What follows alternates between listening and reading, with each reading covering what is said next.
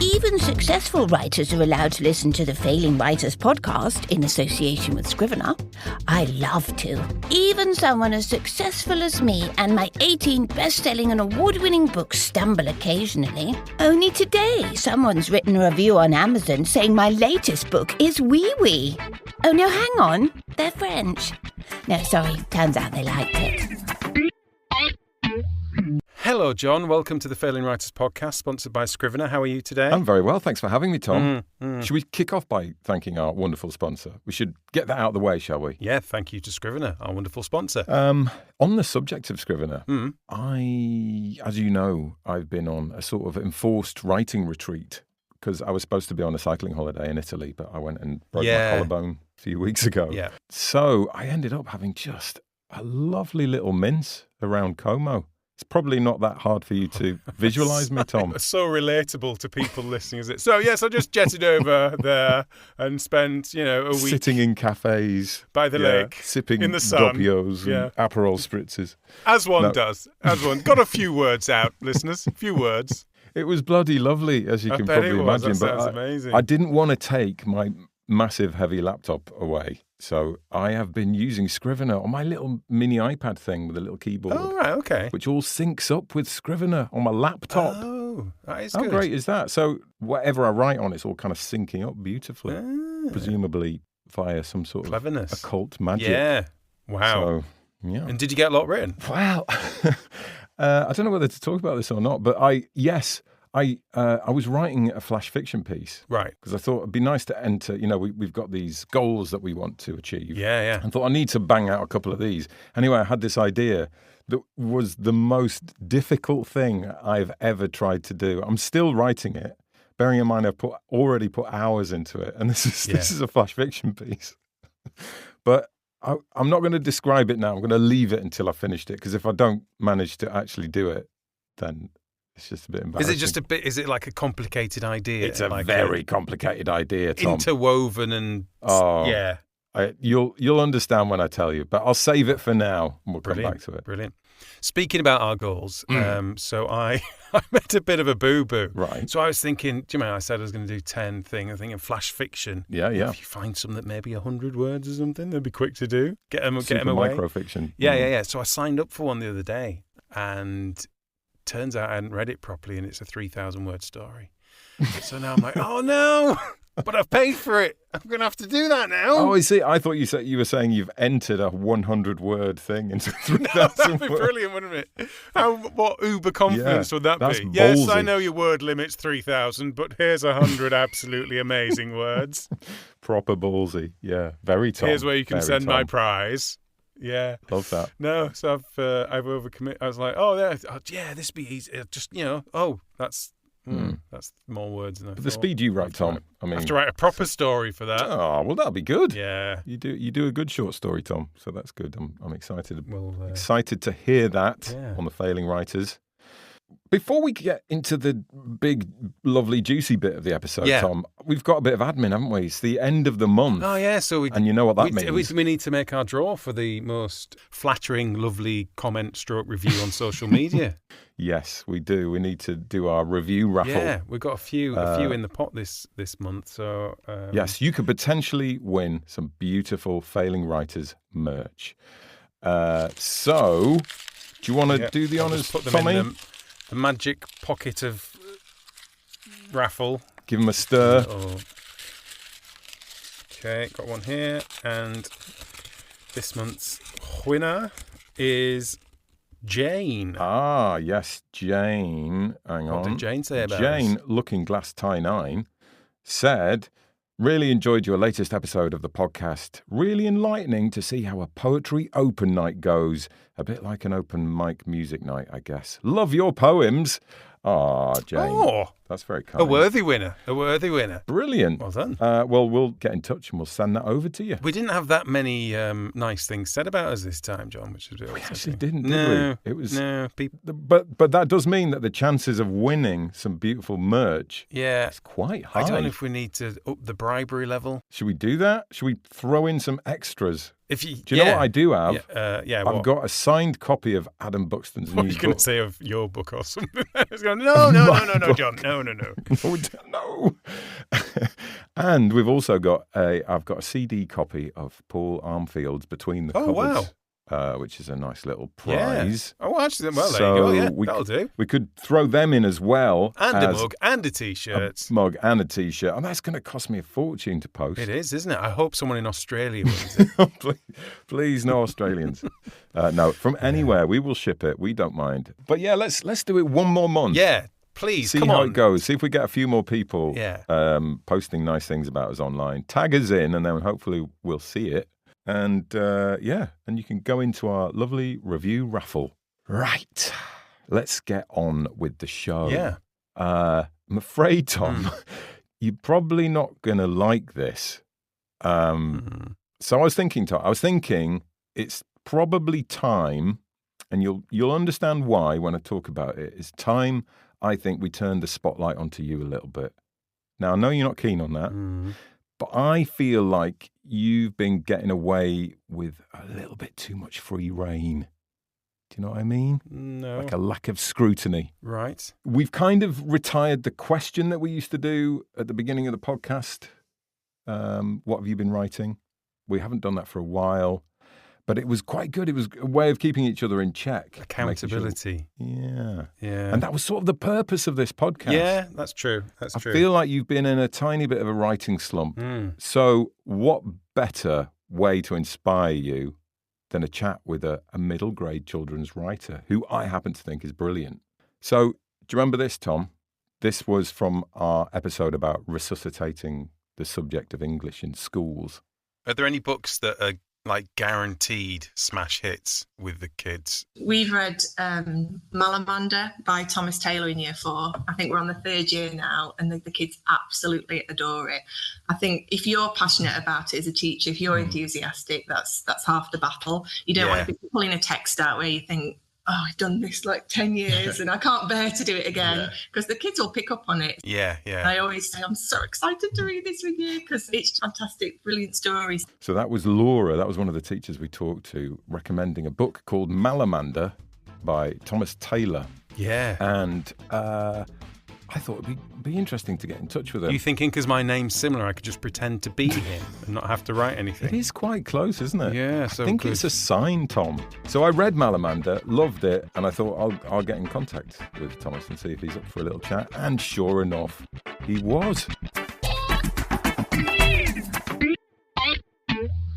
Thomas, I think I mentioned in my email to you that your book, Malamander, came up during one of our chats with English teachers when we did our resuscitating the subject of English episode. Yeah, they said it was rubbish and that the kids didn't like it, which I thought... I get that a lot, yeah. Really disappointing. So we thought we'd get you on to have a chat No, about in that. answer to the question, what are like your go-to books for enthusing children to read, Malamander was the answer. Very good. And so I read it myself. Tom, I think you've read it as well? I've started reading it, but my daughter stole it off me. Oh, which I guess that's a good sign, isn't it? Sign, yeah. We've assessed the veracity of that whole thing. And they were absolutely right. It's great. It's got everything. It's got all the ingredients. My first question to you, a bit of a curveball probably, but has it been optioned for film rights? Because it would make such a brilliant atmospheric film. Well, yeah, so it was optioned almost immediately. Oh, wow. For film rights by Sony Pictures, but I'm afraid this was just before COVID, and COVID's kind of killed it off. Everything just stopped. So so the studio went into lockdown for 9 months or whatever, and work had barely begun when they reactivated. I think all the momentum had gone, and it was just no one knew what to do with it. So there has been subsequently more interest, possibly in TV adaptation. Oh, right, interesting. But that's an ongoing thing. So I'm not really involved directly with that. No, and those things can go on for years as well. We've heard. Oh God, on this show many times. Yeah. Yeah. So I'm not holding my breath, but it is possible. Yeah. So we'll see. I mean, it's both very exciting, but it's also like I always think, is it a little bit of a shame when things become films? Because you know for a fact that if a kid watches the film and doesn't read the book, they're never going to read the book. Or you could see the movie as like the best book trailer ever, and someone else makes for you. So, Well, yeah. But yeah, there is that. But I'm a great believer in letting allowing an adaptation to be a proper adaptation, sort of in the medium it's translated into. So it becomes a different thing almost altogether, yeah. Yeah, and I think it's important to allow that to happen and not try and stick your oar in and say, no, it's got to be...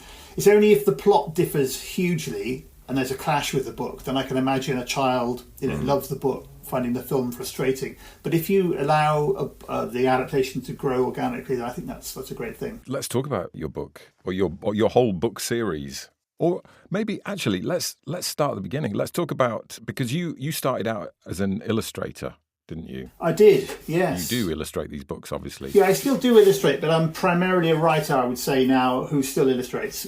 Yeah, you illustrated quite a famous book, didn't you, early on? A lot like one of our other guests we had on this show, weirdly. We have quite strict rules about illustrators that we have on the show, don't we? If they've not done anything for Harry Potter, we're not talking to them.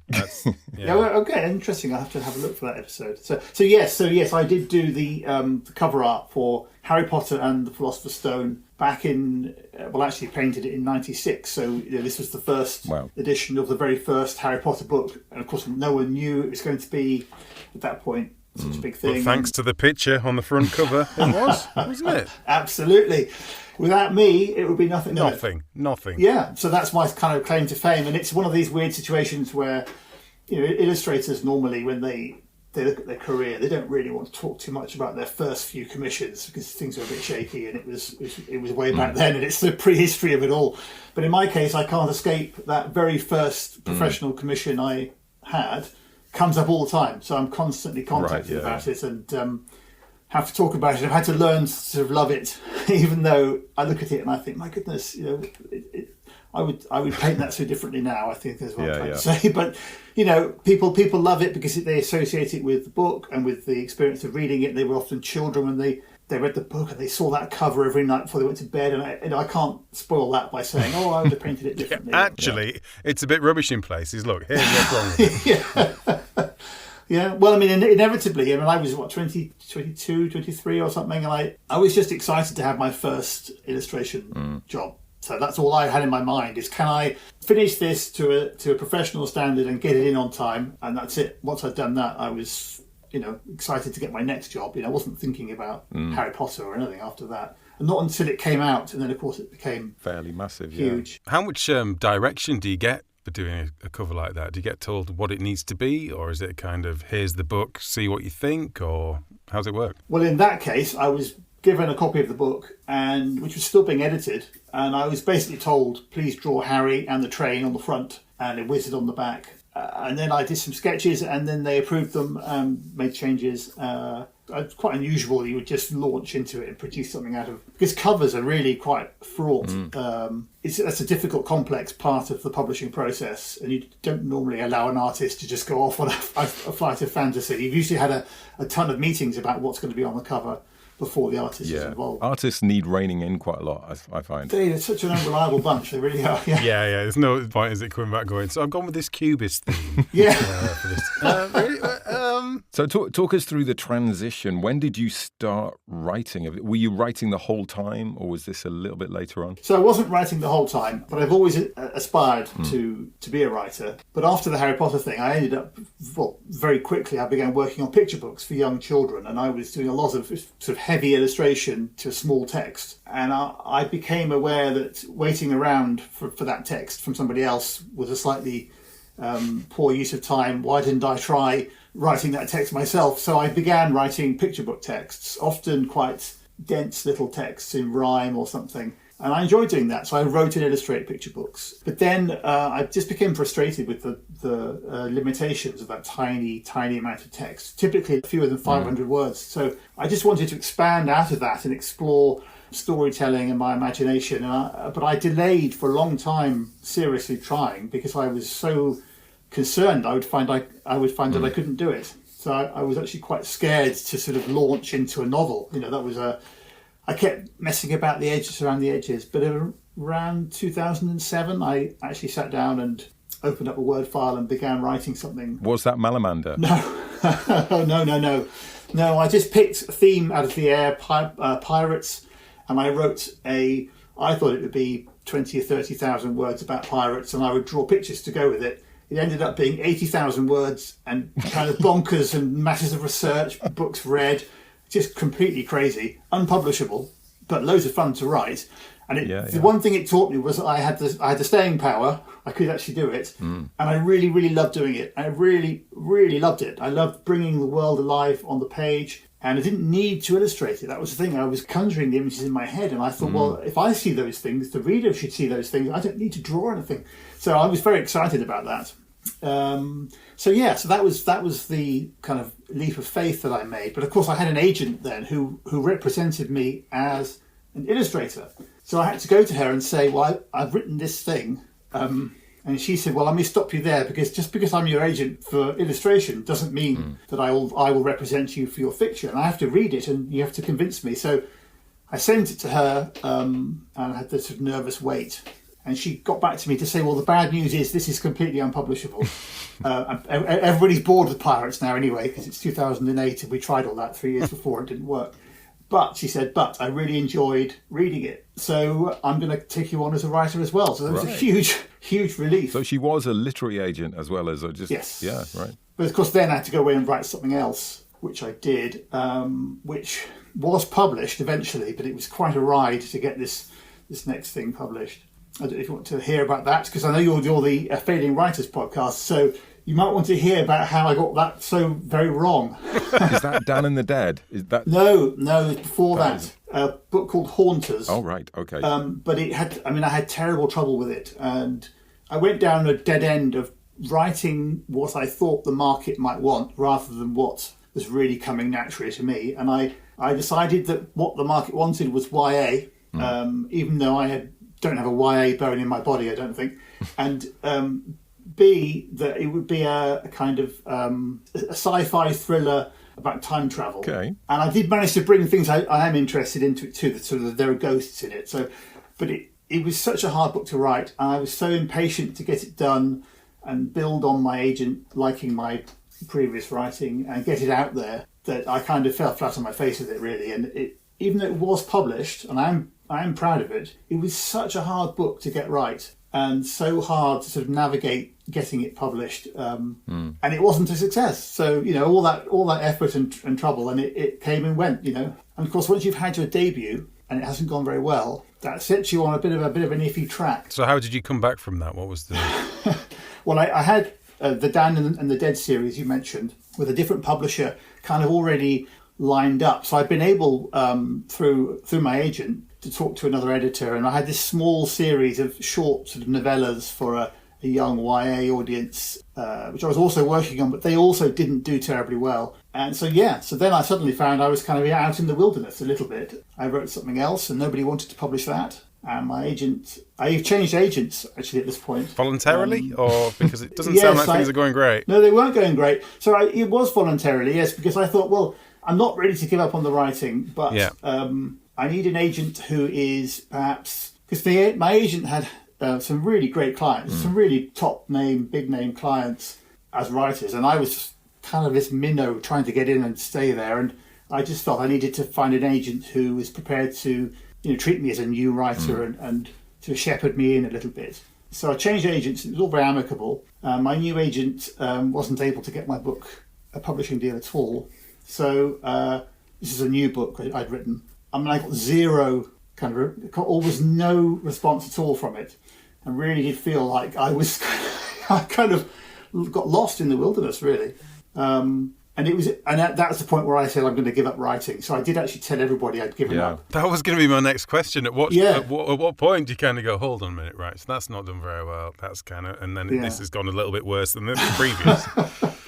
I can laugh about it now because it did all end quite well, but it was quite depressing. You can imagine I'd written at this point four books, technically, 3 novellas and 1 sci-fi novel. And when you'd kind of almost done the hard bit, of getting published, of going through, getting over all those hurdles and feeling like, not that you'd made it as such, but the kind of, it's out, I've done it, it's out there. It's a big old hit to the writing ego, isn't it? Yeah. But I think it in the long run, it turned out because what I was doing was pushing a bit too fast. I think most writers have got a kind of hinterland of effort and work building up their craft before they get published, and I was pushing a bit too fast, really. And I think having to go away and think about it all for a bit and not write anything for a while and illustrate again was really good for my writing, actually. And I spent a lot of time walking on the beach where I live by the sea, thinking about where it all gone wrong, and asking myself seriously, should I try again, or should I just give up? So I told everybody I'd given up, but in fact, of course, I didn't give up because I loved it so much. Is that what brought you back from the brink then? The love of it, just the pure enjoyment of writing? I think looking at my own writing, I could see where it wasn't working, and I could see where it was working, and I could see that I should be writing a different type of thing. I should be more honest about myself, and I should be writing in a middle grade mode because it just suited me better. It suited my imagination, and all those things in those books that were more middle grade sort of stood out as much more successful. And all the things that were YA and weren't really natural to me just didn't work. I'm just not interested in I don't really understand what YA is, to be honest. So it was just becoming a bit more self-aware, I think. And so I began working on something else in secret. Didn't tell anybody, didn't even tell my wife I was working on it, because I thought she'd just say, we can't go through all this again. So we've done that one, Thomas. So I wrote 2/3 of Malamander in secret, just kind of drawing on the inspiration of being by the sea, being in a seaside town all year round, being there when the weather is really bad and strange, and who's still there in the winter and all of that. And began working on that. I didn't even think I was going to show it to my agent, but she phoned me up. This is my new agent. She phoned me up one day and said, "You're being very quiet. You really ought to do something. What's going on?" And I said, "Well, I have actually been writing something. I know I said I wouldn't, but I have been." So she asked to read some, and she got very excited about it, and that was the beginning of it all. Wow. To turning around for me, really. But I did need to spend that time back out in the wilderness, I think, being honest about my own writing and my own career, and also allowing myself to be inspired by things happening actually around me. So the sea and the seaside town, rather than forcing something that didn't come naturally. That's really interesting, that sort of self-reflection thing, and that being very honest with yourself. I think you absolutely have to do that as a writer, don't you? I think it's so easy to convince ourselves of certain things. Sometimes you do need a little moment. You need those knockbacks just so you can have words with yourself. I think so. I think if you don't have that, if you just sail through, at some point you'll get that knockback. I think it's better to get it early on and learn from it than have a best-selling first book and then you then have it. That must be worse, I would have thought. So, and then you're slowly growing, aren't you? Rather than peaking too soon and never peaking very soon. Always chasing that again. When it comes to kids authors, we are big celebrants. Stories of ghosts and farting and elephants, kooky and cheeky and often irreverent. But don't overdo it, 'cause that is inelegant. If you're too wacky, you'll become irrelevant. Just like a skunk, you might need resettlement. People will run away, won't want to smell your scent, 'cause kids are not stupid, they're scarily intelligent. Did the idea of these successful series of books are set in Erie-on-Sea, which obviously, like you said, stemmed from your walks on the seashore of thinking about life and writing, what have you. Did the concept for Malamander, did it drop into your brain as a whole thing, or was it something you kind of worked through and built brick by brick, or how did it come to you? Partly it was through characters, so I enjoyed conjuring characters from my own experience of being in this seaside town. I live near Hastings, so that gives you a sense. So it's character-led, but also I've always loved legends and mysteries and monsters and that kind of thing. And so imagining what kind of monster could be, by the sea here.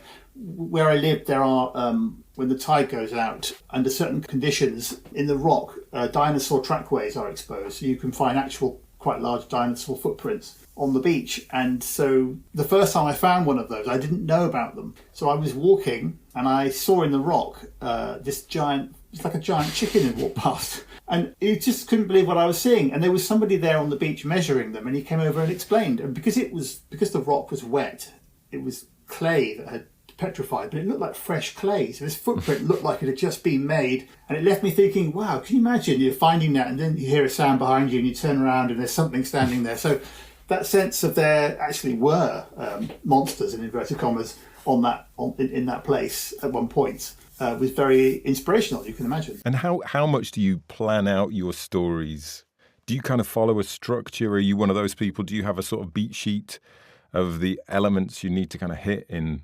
Or are you very much a sort of intuitive writer? Oh, no, I'm not very good at planning. So I tend to sort of feel my way forward and rely on my intuition quite a lot. The few times in the past where I've really tried to carefully plan a book, I've ended up, the plan becomes the book. This is the thing I can't do. I can't stop the plan from growing and growing until it becomes a book. But of course my books are quite well plotted, or quite heavily plotted, and that's quite hard to do if you're feeling your way forward. So there's an awful lot of going back and changing things and banging my head on the desk. But I get there in the end, and I think it's not a very efficient way of writing. It's sort of high energy, high stress process, but it's kind of working. So I'm not going to tinker too much. Yeah. But I do plan more now than I used to, because I feel I sort of have to, really, but it doesn't come naturally. Yeah, I suppose the more you do, the more you see the patterns as well. Yes, I think so. So the more books you write, you kind of know what's got to be where, I guess. Yes, I think so. Yeah. Do you have? Obviously, you've written. Is it 5 in the series now? How many have you got now? Yeah, there are 5 in that series. What's your best tip for a middle grade writer? If you were talking to Tommy is writing middle grade kind of stuff at the moment. Do you have a thing, like a mistake that you kept making, or something that pops into your head? Yeah, I mean, I don't know if it's good advice, but because everybody's writing differently. But the thing I learned writing these books and the way young readers respond to them is quite often we're told to start late, come into the scene as late as possible, and maybe drop us into the middle of the action. So there's an explosion and someone's hanging from the edge of the volcano and there's a jet plane flying over and we're right there straight away. And I've actually learned that I don't think that's the right way to do it, because if I read a book like that where in the first paragraph somebody is facing peril and someone else is screaming no, and then there's a dinosaur, I just think, well, hang on, I don't know who any of these people are. I don't care. I don't care.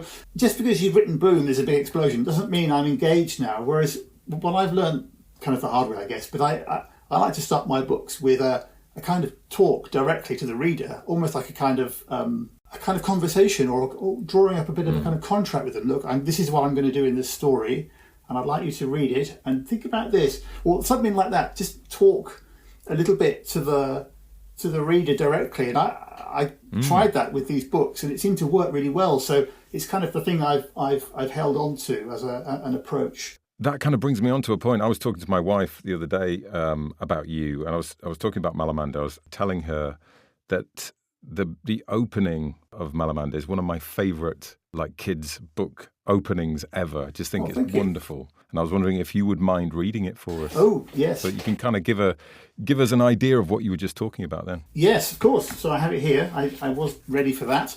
All right, so the first chapter is called Erie-on-Sea.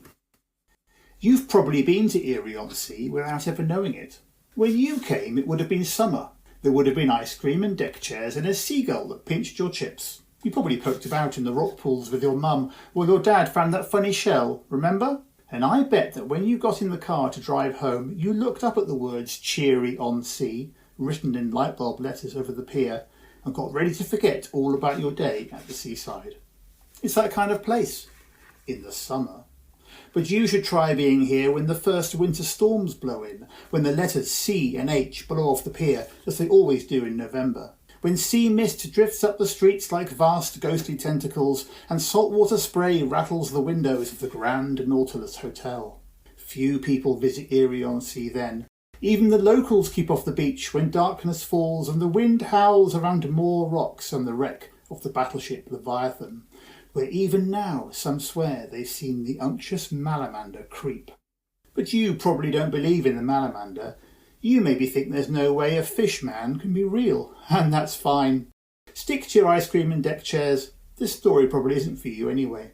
In fact, do yourself a favour and stop reading now. Close this book and lock it in an old tin box.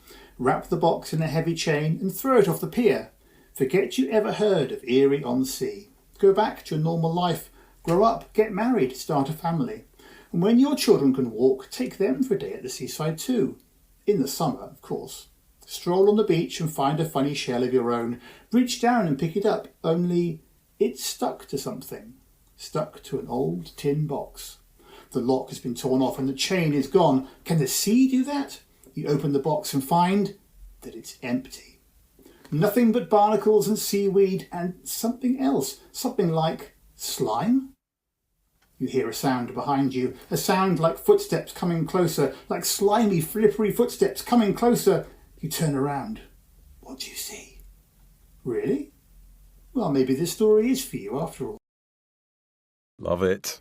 Thank you. Love it. It just sets the atmosphere so perfectly. And sort of doesn't give anything away either, really. But you're kind of setting the location, you're setting the atmosphere and the feeling of it and the excitement. Yeah, and what I'm trying to do really is sort of challenge the reader, don't read this book, essentially. It's that old trick. But then give them a sort of test that I'm testing them, which they can pass themselves. They can self-select that they are actually the right sort of person to read the book. So everyone can be warmly welcomed in, but you've got that pretense of sort of pushing them away a little bit too, which I really enjoyed. I mean, I love writing that opening chapter, but I also couldn't believe I would be allowed to do that. I remember when I first wrote it, I thought, I can't do that. That's ridiculous. No one's going to let me get away with that. Yeah, you'd think that might be the first thing that gets cut. But it's so good that it didn't. It's so great. Do you think that's the difference with writing for that age group, though? That there is a bit more flexibility in what you can do and bending the rules? Maybe. I mean, children at school are very much taught that there are rules for everything, I mean, especially with English. And that, I mean, so I don't know, but I've always believed the best writing advice I've ever been given is just be brave, just be bold, just go out there and don't be timid, don't hold yourself back, just do it. And so when that turned out to be the first chapter, I thought, no, that's the first chapter. Yeah. Why am I anticipating an editor saying delete it? I'll leave it in, and it's still there. As you know, Thomas, we did a couple of episodes on children's literacy that I was talking about before. I should say, in case the teachers or the kids who appeared in that episode happen to be listening, that your response to the children's writing was, I think you said, wow, those young writers were good. I just wanted to get that in because that was high praise from a man who knows his stuff. It was good. I don't suppose you remember, because it was a while ago probably when you listened to them. Yeah, I listened to that episode and I was slightly amazed, really, that they were writing so well. I mean, it's just brilliant. It really excites me to hear people get that stuck into story at that young age. And I'm very aware of the rules and the way children are tested and examined is dampening on some enthusiasms, let's say, but they were just going for it anyway. So I thought it was brilliant. Yeah, they weren't. They weren't following. They definitely weren't following rules. It's almost like you need the ground rules, don't you? But then you need that space above to kind of go off in your own direction, or like you said, be brave, try something silly or different. Or I can never hold a rule in my head for a writing rule when I'm writing. I don't have a list of things to do in my head. I don't know who's doing that, but you could find hundreds online, the rules of writing, but it goes in one ear and out the other with me. They're generally not very motivating or exciting, are they, rules? Not really, no. What were your favourite books growing up? Yeah, I get asked about this in schools quite a lot, obviously, and I have a very vivid memory of reading The Hobbit, Tolkien's Hobbit, when I was about 10 or 11, I think, and it was the first time I'd read quite a substantial novel and got to the end and felt that sort of sense of real loss at coming to the end of a story, but also that sense that you could just flip the book over and start again. You could zip back in time and re-experience the adventure. Prior to that, there was a series of books called The Three Investigators, which were ostensibly written by Alfred Hitchcock, but they weren't. I forget who the author might have been. Right. It was a big series, lots and lots of them. Three boys who had a den in a junkyard, and they solved crime, and they did all that. And I loved those, so I used to get those from the library. I think they're still quite popular in Germany. Those books are still in print in Germany, but they were a big deal for me. I just loved them. I can see how your influences are coming together now. Yeah, actually, I'm seeing a little bit of Gollum in the Malamander, and I'm seeing the sort of mystery. Definitely. Yeah, so interesting. Thing. I think we're massively affected by those books. You know, even adult writers, I think, to a certain extent. Yeah, I think so. Those books you really fell in love with reading. No, definitely. Can we go back? Sorry, we talked about agents briefly. I just wanted to go back to them. This series, we're probably going to look at agents a little bit because it's kind of the point at which Tom and I are nearly at, kind of around that area where we might be thinking about querying. You obviously changed agents. How easy was it finding your second agent? Was it like a shoe-in because you'd already had one, or was that just as difficult? Was it almost like starting again, querying an agent? Or well, I mean, I was quite fortunate, really. I mean, when I first got an agent the first time round, I had introductions to agents from my tutors at art school, many of whom were practicing illustrators, who said, "Well, go and see my agent." You know, so that was great. But they didn't take me on because of that. They just gave me a meeting and chatted. And I actually have my first picture book that I'd written and illustrated. I found that myself before I could even get an agent. So there was a sense of having to prove myself out in the market before I could even be taken on by an agent. So it was quite hard to get one in the first place. This is through illustration. It's a bit different to writing, of course, because you're right. Yeah, but anyway, it wasn't the easiest thing. But I did get an agent after a few years of trying. But as for the transition, I was very fortunate. So there was another agent I had some contact with. A friend of mine was represented by her. I went to a book launch and she was there. And I had just left my previous agent. And I saw she was there and I just talked to her about my book and my ideas and what had happened to me and everything. And she was quite receptive and quite interested and she wanted to know more about it. So I sent her some chapters and she signed me up. So I think the fact that I had already been with an agent for a while, it's different. Yeah. It's a different sort of ball game, really. And how different did the book end up being, the final version of the book, compared to the one that you sent to the agent? Do you mean Malamander or the? Yeah, Malamander. Sorry. So Malamander didn't change an awful lot. I mean, it was edited. There was an additional magical element in the book which got taken out to sort of streamline the overall thing. But it wasn't changed an awful lot.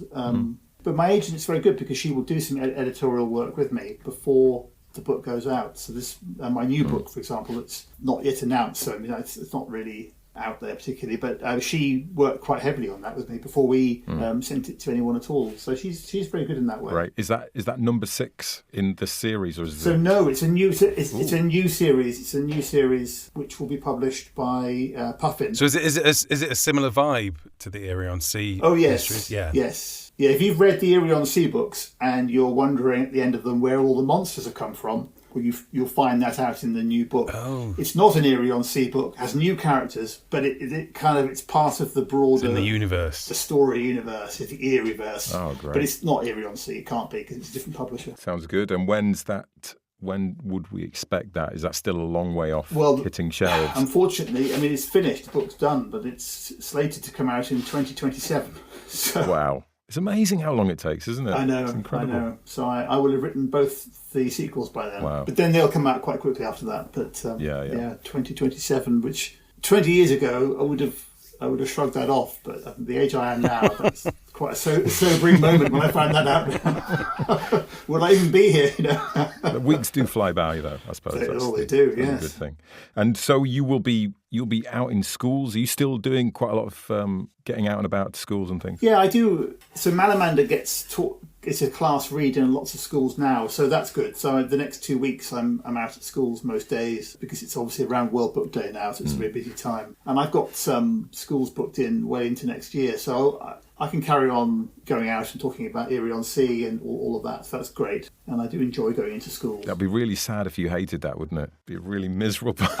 Yeah, that would be horrible. I don't find it easy, but I've got used to it, and the children give you a lot. They give you sort of energy and often vindication and just their own work, and they're so excited about it. And it's all good. I think it's that thing as well. If you remember when you were that age at school, just having someone else come in that isn't your teacher and do something and inject some enthusiasm into proceedings. Yeah.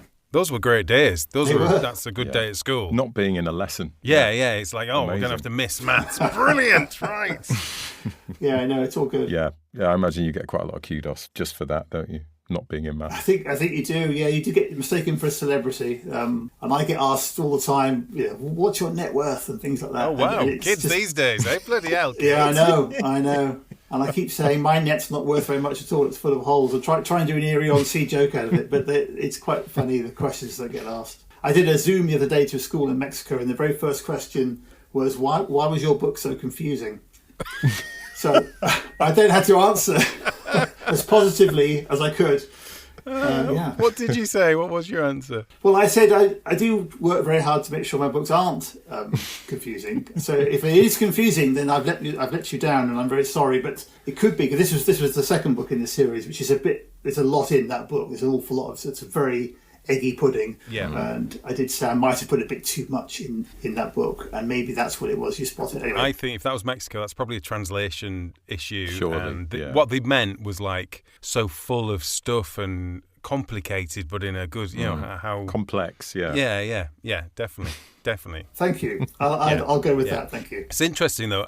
In all of this, and John said he enjoyed the opening to Malamander and everything. Said it was brilliant and what have you. I have to say, my favourite bit of your writing is on your biography on the website, which says, "I now live by the sea on the south coast of England near Hastings, where I turn biscuits into books for a living." Yeah, true story.